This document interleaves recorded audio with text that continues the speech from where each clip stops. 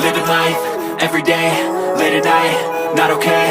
All I want, and I pray, all I need are some better days. Fuck me, I'm looking in the mirror, so foggy, but I've never seen clearer. I don't really think anyone can save me, and honestly I'm not really sure I want saving. I like to be my own worst enemy. There's no risk if you don't try at anything, so I'ma just keep buying everything. See you in the next life, have to be a better me. I don't think that my head's on straight, gotta flip it and grip it and go and get an x-ray. What's wrong with me? I just feel weight pushing on my chest and it squeezes till I suffocate. Better change my mindset, meditate. It's pretty cool that I'm alive and have better days. I could walk, see, hear, I should celebrate. Think I could change my mind, maybe elevate. Living life, everyday, late at night, not okay. All I want, and I pray, all I need are some better days.